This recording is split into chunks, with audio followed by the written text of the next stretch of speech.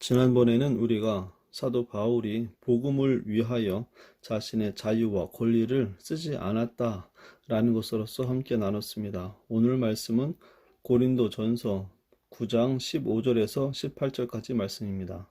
그러나 내가 이것을 하나도 쓰지 아니하였고 또 이 말을 쓰는 것은 내게 이같이 하여 달라는 것이 아니라 내가 차라리 죽을지언정 누구든지 내 자랑하는 것을 헛된 대로 돌리지 못하게 하리라. 내가 복음을 전할지라도 자랑할 것이 없음은 내게 부득불할 임이라. 만일 복음을 전하지 아니하면 내게 화 있을 것이로다.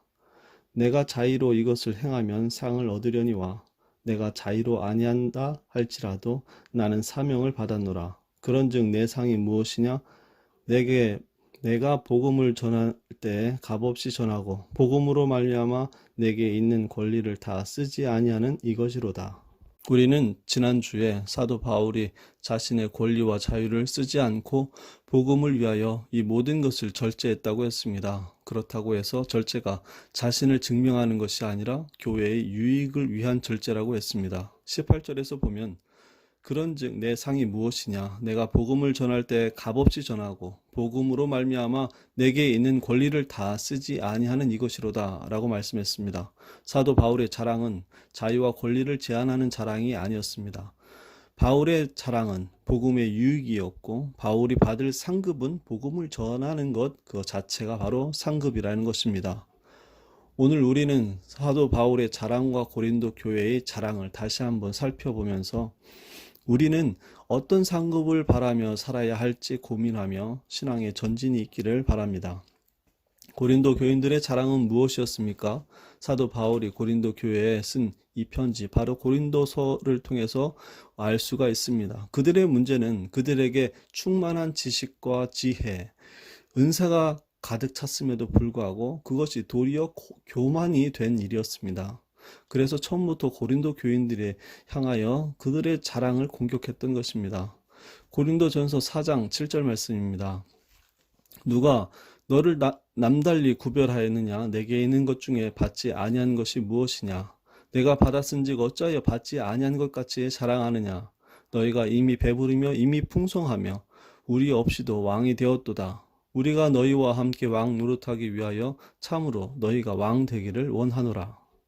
너희가 가진 모든 것은 하나님께로부터 받은 것인데 너희가 스스로 받은 것이냐 스스로 얻은 것이냐 그것을 자랑하고 있다라는 것입니다. 너희가 이미 왕 되었다라고까지 말하고 있습니다.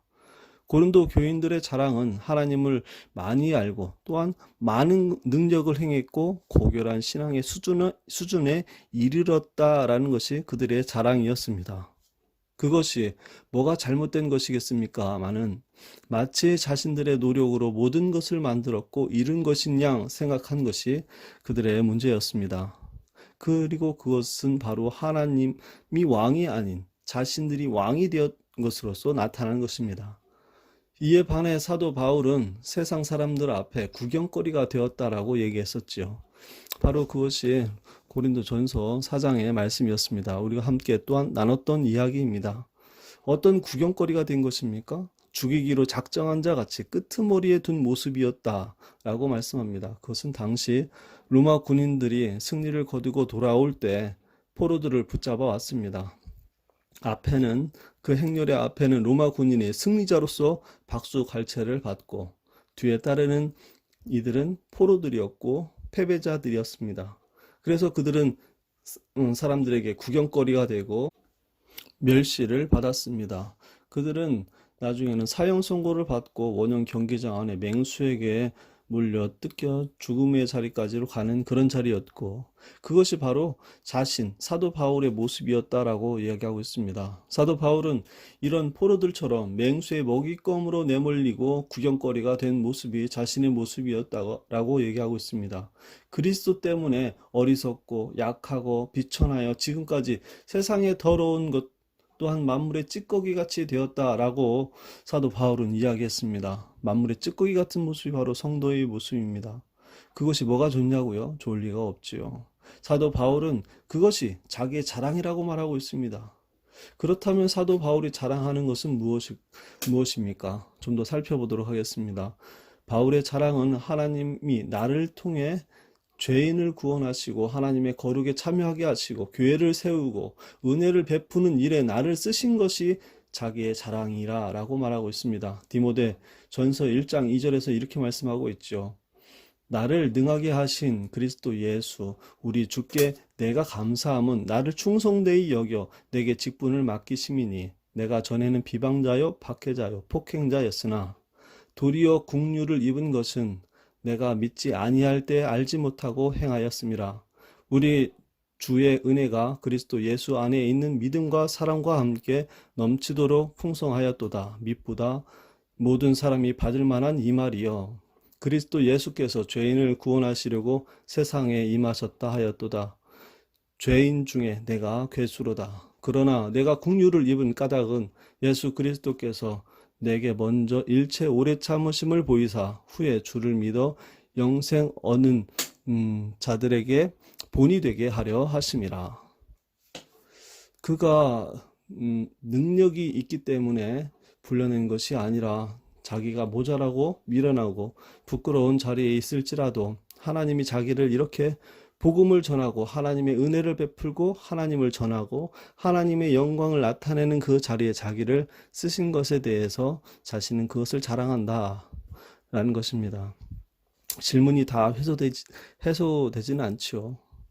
세상에 더러운 것이 되고 만물의 찌꺼기같이 되고 죽이기로 작정한 자 같이 끄트머리에 둔 모습, 또한 육체의 가시를 가지고 사는 모습이 어떻게 자랑일 수가 있겠습니까? 여전히 그 물음은 계속됩니다.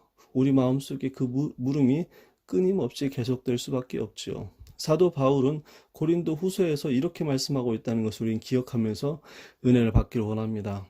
고린도 후서 12장 7절 말씀입니다. 여러 계시를 받은 것이 지극히 크므로 너무 자만하지 않게 하시려고 내 육체의 가시 곧 사단의 사자를 주셨으니 이는 나를 쳐서 너무 자만하지 않게 하려 하심이라.